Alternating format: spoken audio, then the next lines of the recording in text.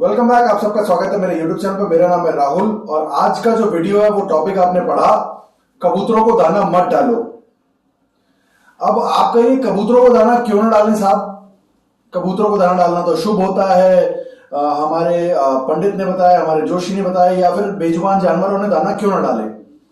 ये साइड में एक रिपोर्ट मैं शो कर रहा हूं, ये टाइम्स नाउ की 12 जनवरी 2021 की रिपोर्ट है, जहां पर एनडीएमसी के ऑफिशियल्स ये कह रहे हैं कि भैया हम लोग इस तैयारी में हैं कि जो स्ट्रीट वेंडर्स जो सड़क के किनारे बैठे हुए होते हैं रेड लाइट के पास, जो दाना डालने के लिए होते हैं, उनको हैवी ट्रैफिक वाले एरिया से कम, अगर हर जगह से नहीं तो कम से कम हैवी ट्रैफिक वाले एरिया से हटाया जाए। क्यों? क्योंकि उस टाइम पे बर्ड फ्लू फैल रहा था।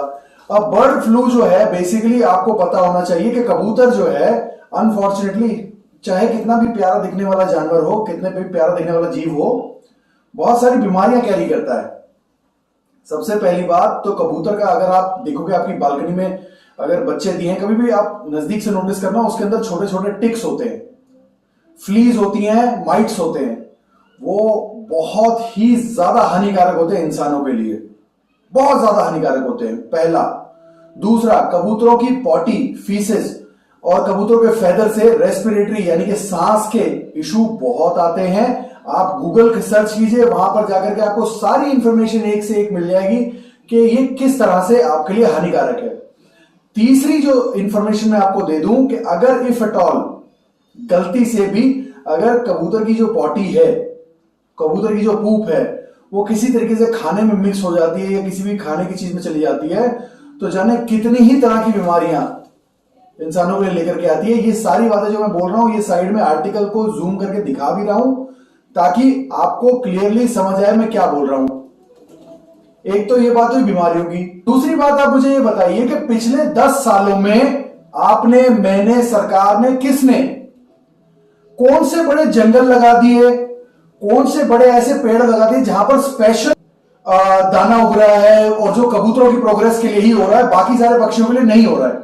ऐसा कुछ नहीं किया हमने, ना हमने कोई जंगल लगाए हैं, ना कोई एक्स्ट्रा पेड़ लगाए, ना कोई स्पेशल दाना उग रहा है। जो हम ये ओवर फीडिंग कर रहे हैं उससे क्या हो रहा है, पॉपुलेशन जो नेचर के हिसाब से चलनी चाहिए थी, जो साल में 2 बार 3 बार ब्रीड होना चाहिए था, वो 5-5 6-6 बार ब्रीडिंग हो रही है, ओवर पॉपुलेट हो रहे हैं। जगहें उतनी है, रहने की जगह उतनी है, रिसोर्सेज उतने, तो उससे क्या हो रहा है कि बाकी जितने पक्षी हैं, कॉमन स्पैरो, मैना, कौवे, कई सारी ऐसी जगहें हैं जहां पर उनकी जगहें घेर करके कबूतर जो है ओवर पॉपुलेट कर रहे हैं और उन जानवरों को वहां से भगा रहे हैं। तो जो नेचर का बैलेंस है वो सिर्फ इसलिए क्योंकि हमें उनको दाना डालना है, क्योंकि हमें पसंद आ रहा है, वो बिगड़ता जा रहा है और हम अपनी जान के लिए मुसीबतें डाल रहे हैं, क्योंकि किसी भी चीज की अति जो होती है वो हानिकारक होती है। तीसरा पॉइंट आप समझिएगा, कबूतरों के लिए, खुद के लिए भी यह हानिकारक है। आज कबूतर को 90% अर्बन एरिया में रहने वाले कबूतर को आदत पड़ गई है कि जी खाना पड़ा हुआ सड़क पे मिल जाएगा। 10 साल बाद अगर मान लीजिए सरकार कोई नियम निकाल देती है, या एनडीएमसी के पास ऑलरेडी एक एक्ट होता है, म्युनिसिपल कॉर्पोरेशन एक्ट होता है, जिसके तहत अगर वो चाहें, अगर उनको ऐसा लगता है कि भैया कोई भी जानवर पेस्ट बन रहा है, कि हानिकारक बन रहा है, तो उसको हटाने के लिए वो कार्रवाई कर सकते हैं। जैसे बंदर को हटाने के लिए भी वो बंदर भेजने वाला वो लेते हैं, वो पकड़ते हैं, कहीं और हटवा देते हैं, तो वो उनके पास ये नियम आज भी है। 10 साल बाद मान लीजिए कि ये नियम बहुत ज्यादा स्ट्रिक्ट हो जाता है, हमारा देश ग्रोथ कर रहा है, बहुत सारी चीजें डेवलप हो रही है, सडन ड्रॉप होगा या नहीं होगा पॉपुलेशन में जानवर के लिए, तब उसके सर्वाइवल के लिए दिक्कतें होंगी या नहीं होंगी?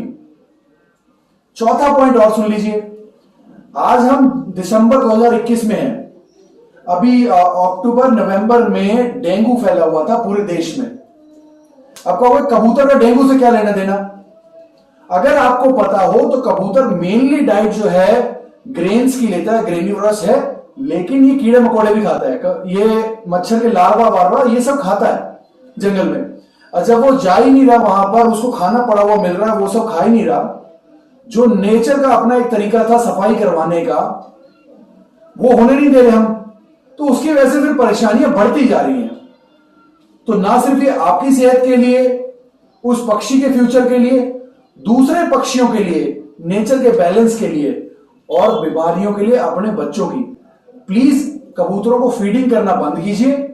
अगर हो सकता है आपसे तो पानी कटोरे लगाइए, गर्मी में पानी के कटोरों में ओआरएस मिलाकर के रखिए, ताकि अगर कबूतर हो या कोई भी पक्षी हो वीक फील कर रहा हो तो वो पानी पी करके उसको एनर्जी मिले। लेकिन इससे ज्यादा मत कीजिए। ये जानवर हजारों सालों से सरवाइव होते आए हैं और होते रहेंगे। कुदरत का एक तरीका है हर एक चीज को मेंटेन करने का। अगर हम उन्हें ओवर करते रहेंगे, अपनी तरफ से इंटरप्ट करते रहेंगे तो बैलेंस हिलेगा, और जब भी बैलेंस हिलेगा वो हानिकारक ही होगा। बहुत शुक्रिया इस वीडियो को देखने के लिए। अगर मेरा लॉजिक समझ आया तो प्लीज इस वीडियो को शेयर कर लीजिए। चैनल मत सब्सक्राइब कीजिए, नहीं करना है तो लाइक मत कीजिए, नहीं करना है तो, लेकिन इस वीडियो को शेयर कीजिए ताकि और लोगों को भी ये जानकारी मिल सके। Thank you very much. जय हिंद, जय भारत।